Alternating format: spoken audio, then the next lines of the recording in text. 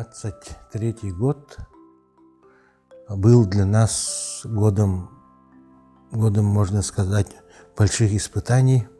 Мы, ученые нашей Академии наук, не покладая рук, трудились, работали.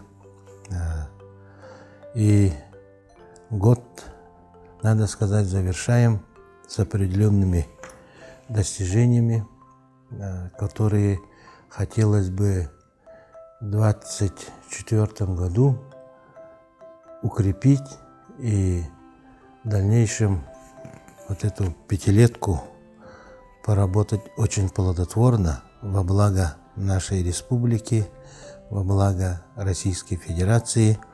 И, конечно, это будет поле деятельности в основном арктические территории, субарктика и наши холодовые ресурсы.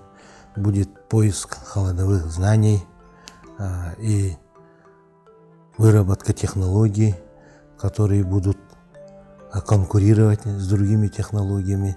Но наши технологии, которые мы вырабатываем, делаем, они, конечно, мы уверены, победят конкуренцию.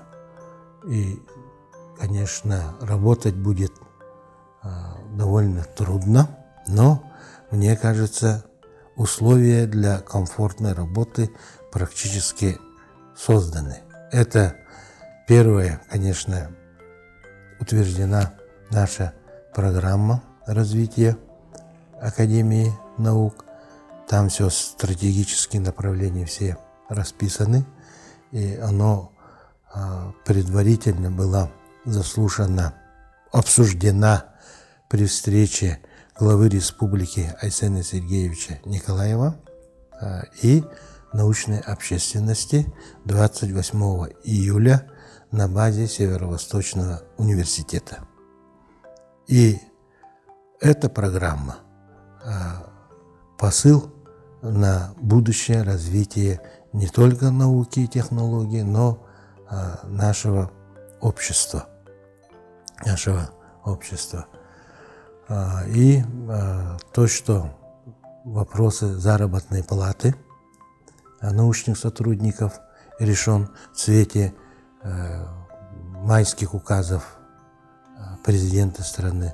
Ну и, конечно, социальные выплаты для действительных членов Академии наук, они тоже подняты до тех размеров, которые устраивают и поддерживают на творческую, на инициативную, креативную деятельность наших действительных членов Академии наук.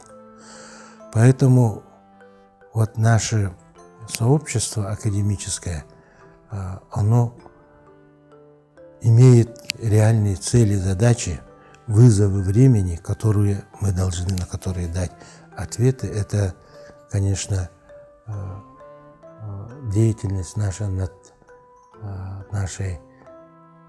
развитием нашей науки и технологий, которые не просто так, а развивать ее в четком направлении, которое мы сейчас выработали, и оно не спускается просто сверху, а это выстраданные предшественники нашими. Прежде всего, это командой академика Черского, это командой Ларионова Владимира Петровича, это, конечно, Василий Васильевич Филиппов, это конечно, Игорь Иннокентьевич Колодезников. И мы это продолжаем, развиваем в новых реальных таких ситуациях, отвечаем на вызовы сегодняшнего времени. Это, конечно, прежде всего импортозамещение.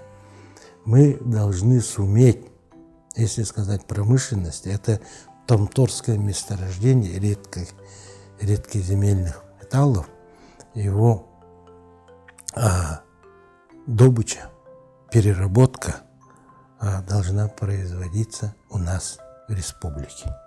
И это очень трудная задача, с которой мы должны справиться.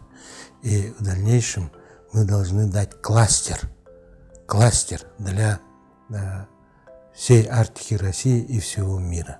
И показать, как добывать, как перерабатывать и как коренное население здесь, в арктических условиях, будет жить достаточно комфортно, достаточно вольготно.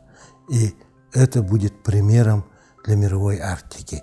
И Россия должна стать лидером не в освоении, а именно в жизни в Арктике. И мы должны показать это на деле. И это мы можем сделать, потому что вся наша жизнь в этих условиях – это и есть пример тому.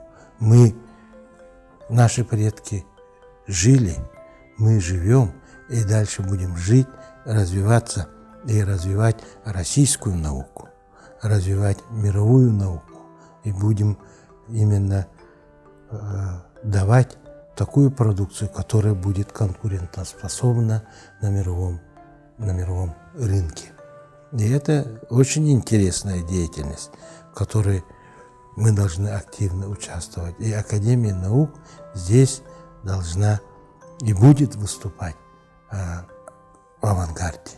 И у нас с нашим главой республики Айсеном Сергеевичем Николаевым четкое видение всего. И, конечно, мы будем работать и трудиться. И я хотел бы всем ученым нашей республики пожелать крепкого здоровья, успехов, удачи и быть всем вместе и идти вперед. Впереди нас ждут интересная, трудная и увлекательная деятельность. Успехов всем!